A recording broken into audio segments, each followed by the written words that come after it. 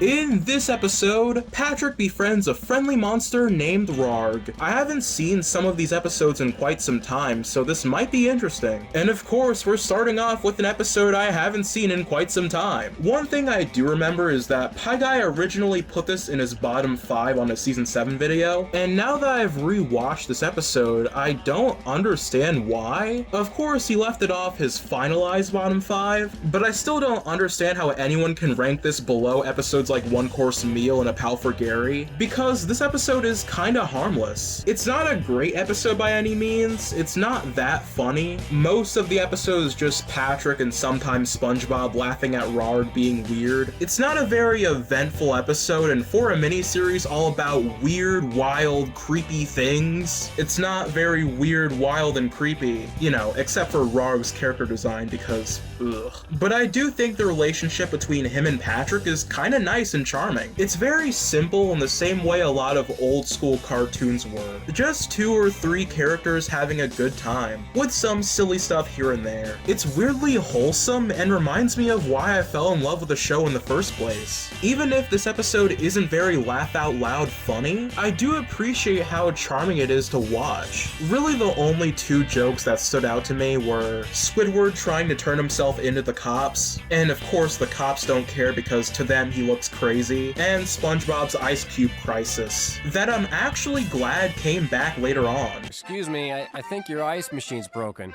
Keep looking, you'll find someone who cares. All the other jokes are just mildly charming, but not anything laugh out loud funny. Overall, it's okay. I wouldn't mind watching this one again, and if I did this review upon my first watch, it would have been more negative, but the more I watched it, the more it was oddly wholesome. I get why someone would find this boring, and I wouldn't recommend this per se, but it's not bad. The next episode in this miniseries will definitely be more interesting, but I'll take this one, I guess. Overall score, 6 out of 10. Wow, riding piggyback is exhausting. You're telling me?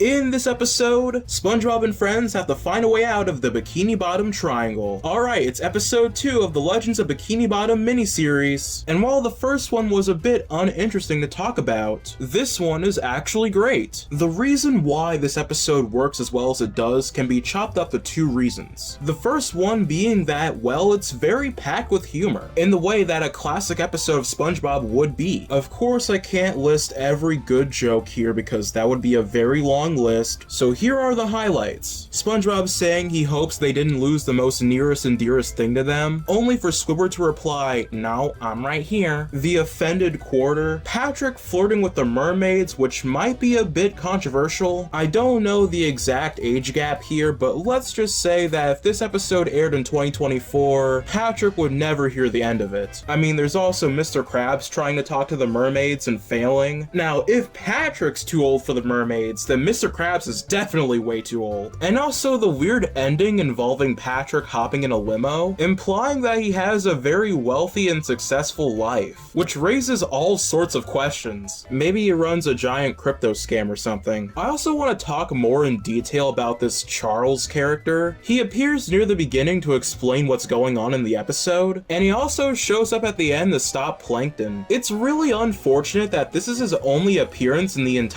show, but I really love the fact that he's here for no explicable reason. Him telling the exposition while getting spit all over SpongeBob's face is one of the highlights of this episode, as well as him saying that catching Plankton means that the Krusty Krab has a vermin problem. Judging from what I've said in this review so far, this episode is very clearly absurd, which brings me to the second reason why it works. The absurdity of everything makes it so enjoyable. The fact that Mr. Krabs was already at the Bikini Bottom Triangle getting massaged by some random buff dude, and said buff dude was also sucked by the Bikini Bottom Triangle and apparently doesn't care that much. It's also so cool seeing all these random characters interact with each other. Like, is this the only time in the entire show where Pearl and Squidward have a bond? Not to mention all the funny dialogue involving SpongeBob trying to talk to the mermaids. Now, if I have a complaint, it would be that I wish there were more characters characters. Like, you could have thrown in Sandy or Mrs. Puff or Larry, you know, to make things more eventful and crazier. And on top of that, this episode deserves to be 22 minutes. I feel like this could have been a SquarePants family vacation of this miniseries. For how many jokes and plot points they throw in here, it feels like they still could have done even more. You're telling me SpongeBob You're Fired deserved to be double length, but not this? I will never understand this company. Overall, yeah, it's a great episode. What more can you say about it? For how repetitive and tedious a lot of plots in modern SpongeBob are, to get a plot that's this fresh is definitely welcome. Of course, it would be even more welcome if they added more characters and made it 22 minutes, but what we were given is enough to put it next to classic episodes. I don't have a lot of faith for the rest of this miniseries though. The Hooky knockoff springs to mind. Overall score, 8 out of 10. But if we pull it, and if it's real, the world may end. And if we don't, we'll never know. In this episode, SpongeBob and Patrick go on a search to find the main drain that sucked Bikini Bottom up. Alright, episode 3 of the Legends of Bikini Bottom miniseries. And honestly, I don't have any expectations going into it. I don't remember this episode at all. This is probably my first time seeing it in years, and I don't remember loving it. Going back to it, yeah, I still don't love it. Now, first off, I want to point out that this episode is funnier than I expected. The beginning scene with Squidward and the one customer is pretty funny, especially when the customer asks why Squidward didn't want a Krabby Patty, to which Squidward says, "I've seen what he cleans the grill with." There's also Patrick playing dramatic music during Mr. Krabs' story, and also Patrick freaking out after SpongeBob asks him rhetorical questions. Now, I will say this episode isn't really funny. It's not as hilarious as the previous episode, but hey, for an episode in season 7, the humor is better than I expected.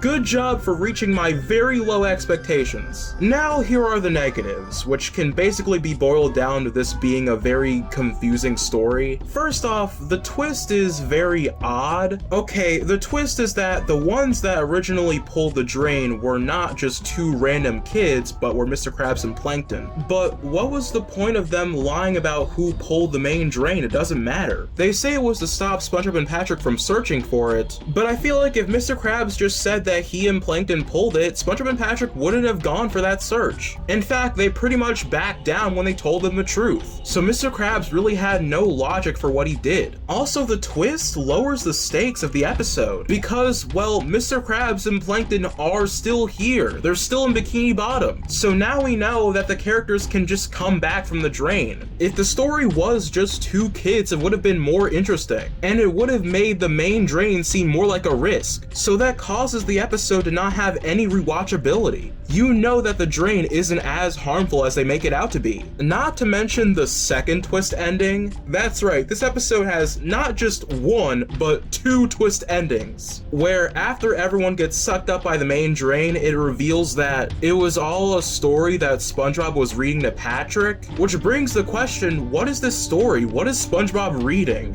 Why does this book he's reading to Patrick have characters from their world? Where did this book come from? We're in the same boat we were in the second SpongeBob movie. Overall, this episode is kinda confusing. If it had a better story and better humor, it could have been really good. I mentioned in the last video that it was a Hooky knockoff, but honestly, that didn't bother me that much. I mean, yeah, it is still a little odd how similar this episode is to Hooky, but it still could have been an interesting twist on a classic season 1 episode. I don't know, so far this is the most disappointing episode in this miniseries, and I still can't say the next episode gives me that much hope. Overall score, 5 out of 10. Iambic pentameter gives me a headache.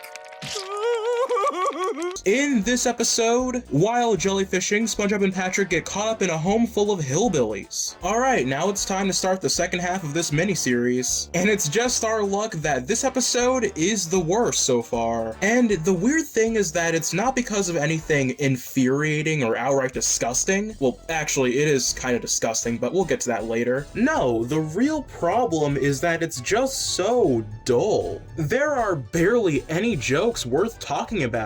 There's the guy with the weird noises, and SpongeBob and Patrick killing said guy in a fiddle contest. Some people find this joke a bit morbid, but I think it's fine. The names the anglerfish give to SpongeBob and Patrick, and I also found Mr. Krabs and the pitchfork in his butt kind of amusing. Well, what was I supposed to tell him, Squidward? You could have told him he could have his money back. Oh, no, I couldn't. Why? Because I already put it in the register. But that's it, and even then, those jokes aren't really laugh out loud funny. At best, they're kind of amusing. And even with other jokes I could mention, there are other possible reasons for why I could find those jokes amusing. Like, the characters constantly saying it's now or never isn't exactly a great joke by any means. But I still like it simply because I do say it regularly. In fact, I reference it a few times in my videos. And there's also the abacus joke, which isn't that funny, but I found it amusing because I do remember that joke playing in the commercial for this miniseries. A commercial that I remember seeing on TV when I was really young, so it does stick out to me a lot. So these jokes aren't all that great. Now, why is that?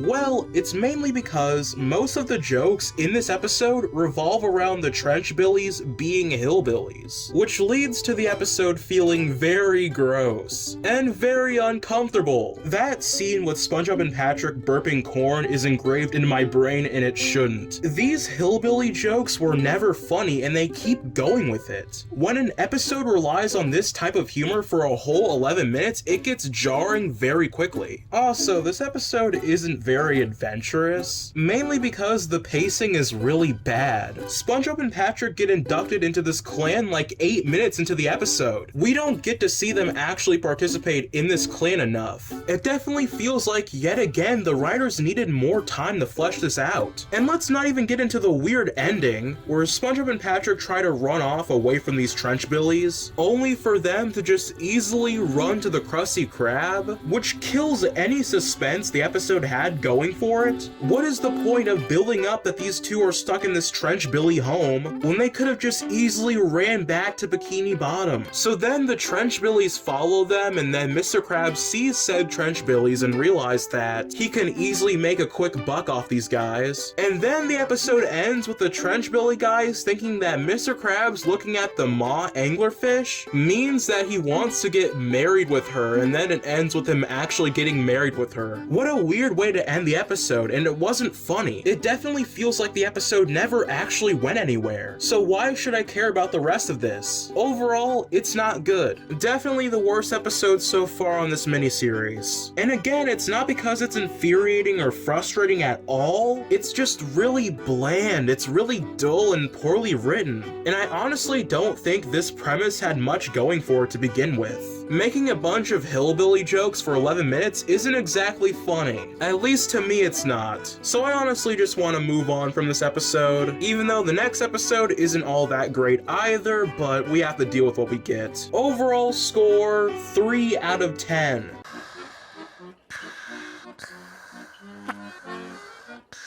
Stop staring, SpongeBob. You're affecting my productivity. In this episode, Squidward has to be sacrificed to a volcano that erupts in Bikini Bottom. Now, out of the episodes in this miniseries, this one is probably the one that I remember the least, and probably the one that people talk about the least. So while I don't- oh my goodness. So while I don't expect to love this episode, I also don't think I'm gonna have any strong opinions on it in general. So how was it? Well, turns out I was right because this is yet another mixed bag. Now, of course, let's get the jokes out of the way, because there were some that I found funny. There's the customer's jokes are always funny line from Mr. Krabs, as well as Squidward telling the customer to go jump in a coral bin, the two fish watching the volcano erupt, Mr. Krabs losing his mind, and SpongeBob's parking ticket. Side note on that last one, SpongeBob, instead of saying boat here, he says car, which is a very odd error to make. It definitely makes me wonder if this is the only episode in the entire show that makes this mistake, because it's honestly impressive that they don't do this more often. These jokes keep the episode from not being as miserable as it would have been without them. Also, to mention another positive, the song in this episode is kind of good. It's not a great song by any means, even in post-movie SpongeBob it's mid-tier, but I still like it, it's catchy, even though I'm sure some people would find it annoying. Alright, now let's get to the negatives, starting with the background fish. Now, there are definitely some worse appearances with these fish, but they're still not that enjoyable here. I don't know, it's like how every episode of Gumball that involves the family as a whole is just not that good to me. Every episode of SpongeBob that involves the townfish ganging up on one person is just exhausting to watch. Like, at some point I just want to focus on the main characters, I don't care about these background fish, and they don't have that many funny lines. Also, is this episode political? Like, there's a scene where all the background fish are yelling at the mayor telling him to do something, and one guy even gets dragged away by security, and there's no joke here. It's played completely straight and I don't know why, unless the episode was actually trying to have a political message here. It's just very odd to throw something like that in a show like SpongeBob. Also, in this volcano shelter scene, they introduce this dolphin guy, and he really has no memorable moments. His character isn't exactly that funny, and his whole character is based on him being a slightly weird guy, and it doesn't feel like they play up the weird angle enough. Maybe if they went above and beyond with his character, he could have been actually funny. And there's also that ending where Squidward almost slips into the volcano by accident and has to confess how he actually is grateful for everything in his life, and that he actually does want SpongeBob's help. And I don't know, something about it feels so forced. Like, yeah, at the beginning of the episode, he does say that he doesn't want help from SpongeBob or anyone. Then he almost falls into a volcano and suddenly he's changed his mind, but then the ending confirms that he was kinda lying, which takes away any good moment that was built. Maybe if SpongeBob was the one that almost fell into the volcano, it could have been better. Maybe that's how Squidward realizes that he actually likes SpongeBob and respects him. That could have been interesting, but what they ended up doing wasn't very satisfying to me. And also, that twist ending involving the volcano actually needing a sacrifice of someone's house instead of a person getting sacrificed is also kind of forced. Like, if the volcano needed something big to fill up the plug, then why don't they use anything else? Why do they have to use someone's house? I get that maybe that was the joke, but if it was poorly executed. To me, it just feels like forced last-minute writing. Overall, this episode wasn't that bad, even though I had so many gripes with it. Look, there is that weird climax and that weird twist ending. The background fish aren't that appealing, and the dolphin guy's character isn't that great, but I don't know, I still didn't hate watching this. Maybe it's because of the few jokes this episode did have, or that good song in the beginning. I would definitely watch this again over Trenchbillies. So it's not the worst, but at the same time, it's also not the best. Overall score, 5 out of 10. I'm coming, Mr. Krabs. Don't go anywhere. I really don't have a choice. In this episode, a mysterious hagfish curses the Krusty Krab. Well, here we are. It's the final episode of this miniseries. And believe it or not, we're ending off the Legends of Bikini Bottom miniseries with a strong note, because this is quite possibly the best episode of this miniseries. First off, let's talk about Madam Hagfish as an antagonist. Out of all of the antagonists we've talked about here, this is probably the best one. Her character is just being very gross and literally slimy, and I love it. The fact that she just constantly gets slime on everything, and that whenever she talks she spits all over the place, is so icky that it's a perfect antagonist for a miniseries like this. And I know that you're probably wondering why this works and not the antagonists in Trenchbillies. Well, this works because the Hillbillies and Trenchbillies were also gross, but they were just gross in the same way that a regular human being would be gross. gross, which is why the SpongeBob and Patrick burping scene is still awful. But here, it's a hagfish. I've looked up what hagfish look like, and yeah, they are gross. They are these weird, slimy creatures. So creating an entire antagonist based on this slimy, weird creature is a great idea. And the rest of her design is just also unappealing in a good way. Like, it's so ugly, it's honestly impressive. How the storyboarders and animators came up with a design that looks this heinous is astonishing. But not only is Madam Hagfish eerie, the entire episode has this eerie vibe that's amazing. The atmosphere is very well done. The episode begins with all the Bikini Bottomites getting swept up in a tornado, with a bunch of rain pouring down with gloomy clouds, and those gloomy clouds stay for like half of the episode. There's also the scene where SpongeBob and Mr. Krabs are going to see the eel in the cave, and the atmosphere is done so well. It really gives off this feeling that something in Bikini Bottom is unusual. The music also does this episode a lot of justice. Not very often do I compliment the atmosphere of an episode of SpongeBob, so this is very impressive. I feel like more episodes in this miniseries should have had this vibe, you know, instead of every episode taking place in broad daylight. Maybe that could have helped episodes like The Main Drain or Sponge Kano. But don't worry, this episode isn't all just Madam Hagfish and atmosphere, because it's also very humorous. There are a lot of jokes here, and I don't say that very often about this era of SpongeBob. In fact, there are so many that I can't even list all of them. So here are the highlights. There's that one fish's brutal scream at the beginning, SpongeBob's,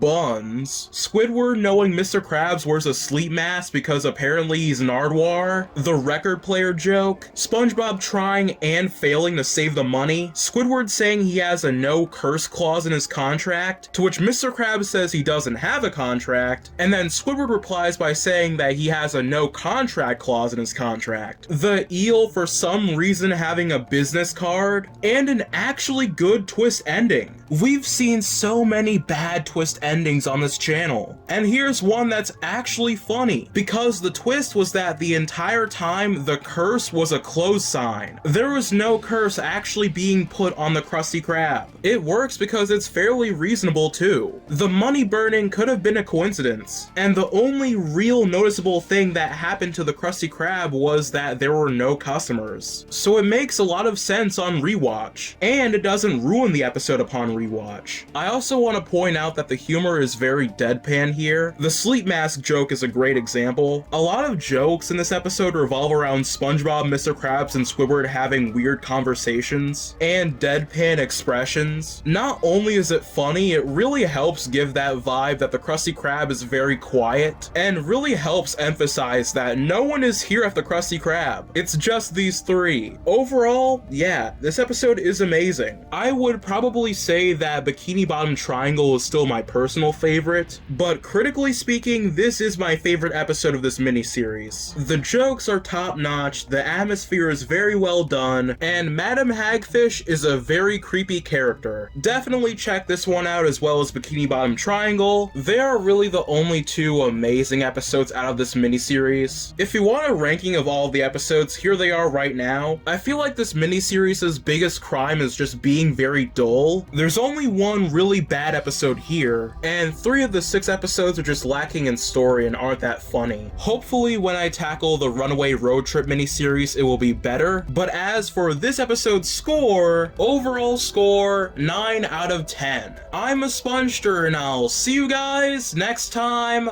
Bye.